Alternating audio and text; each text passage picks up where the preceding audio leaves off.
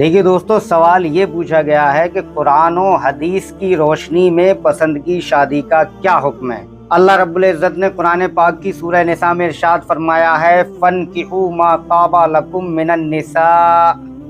تو ان عورتوں سے نکاح کرو جو تمہارے لیے پسندیدہ اور حلال ہوں۔ اس آیت کریمہ کے اکارڈنگ کلیئر لفظوں میں ہمیں یہ بات سمجھ میں آ جانا چاہیے کہ قرآن پاک نے پسند کی شادی کا حکم دے کر مرد اور عورت پر احسان عظیم کیا ہے، بہت بڑا احسان کیا ہے، مگر ہمارے معاشرے میں پسند یا ناپسند لڑکے لڑکی کی نہیں، صرف ماں باپ کی اور گھر والوں کی دیکھی جاتی ہے۔ بلا شبہ شادی والدین کے مشورے اور رضامندی سے کرنی چاہیے، مگر والدین کو بھی قرآن کریم کے ان احکام کو پیش نظر رکھنا چاہیے اور اپنی مرضی کو اولاد پر ٹھونسنا تھوپنا نہیں چاہیے۔ ان کے مستقبل کا سوال ہے اور اللہ رب العزت قرآن پاک میں کلیئر لفظوں میں ان سے کہہ رہا ہے فَانْكِحُوا مَا طَابَ لَكُم مِّنَ النِّسَاءِ، تو ان عورتوں سے نکاح کرو جو تمہارے لیے پسندیدہ اور حلال ہوں۔ پسندیدہ کی قید اللہ رب العزت نے پہلے لگائی ہے، یعنی کہ جو عورت تمہیں پسند ہو اسی سے نکاح کرو۔ اور ابو داؤد کی 291 حدیث ہے جس میں حضور صلی اللہ علیہ وآلہ وسلم نے ارشاد فرمایا ہے تم میں سے جب کوئی کسی عورت کو پیغام نکاح دے، پھر اگر وہ خوبیاں دیکھ سکے جو اس کے نکاح کا سبب بن سکیں تو دیکھے۔ اور حضرت مغیرہ بن شعبہ رضی اللہ عنہ سے مروی ہے کہ میں نے ایک عورت کو پیغام نکاح بھیجا تو رسول اللہ صلی اللہ علیہ وآلہ وسلم نے مجھ سے فرمایا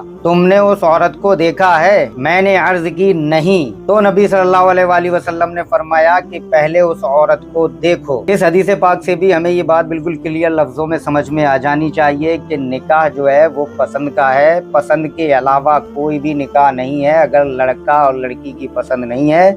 تو نکاح ہو ہی نہیں سکتا۔ ماں باپ زبردستی کر کے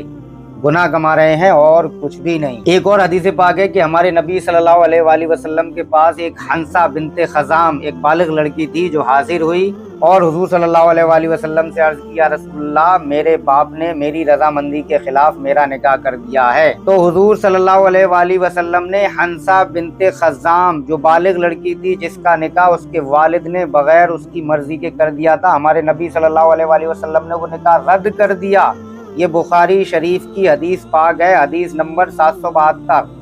ریفرنس اسکرین شاٹ میں آپ لوگوں کو لگا رہا ہوں، آپ لوگ خود تحقیق کیجئے، ریسرچ کیجئے، اس کے بعد یقین کیجئے۔ اور ایک واقعہ اور ہے کہ ایک اور بالغ لڑکی حضور صلی اللہ علیہ وآلہ وسلم کی خدمت میں حاضر ہوئی اور عرض کی اس کے باپ نے اس کی مرضی کے خلاف اس کی شادی کر دی ہے۔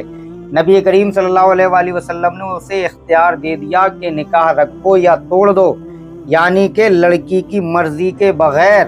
اگر والدین نکاح کر رہے ہیں تو نبی صلی اللہ علیہ وآلہ وسلم نے اختیار دے دیا ہے لڑکی کو کہ وہ چاہے تو نکاح رکھے اور چاہے تو توڑ دے۔ سوچ کر دیکھیے گا دوستو کہ اسلام میں پسند کا نکاح کتنا زیادہ امپورٹنٹ ہے، لیکن پھر بھی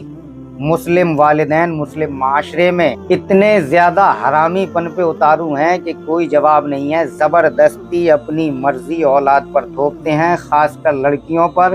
اور پھر اس کا انجام یہ ہوتا ہے کہ لڑکیاں نکاح کے بعد بھی زناکاری کرتی رہتی ہیں۔ لہٰذا ہمیں چاہیے کہ وقت رہتے اللہ اور اس کے رسول کے فرمان پر عمل کرنے کی کوشش کریں اور اپنی اولاد کو گناہوں سے بچائے رکھیں۔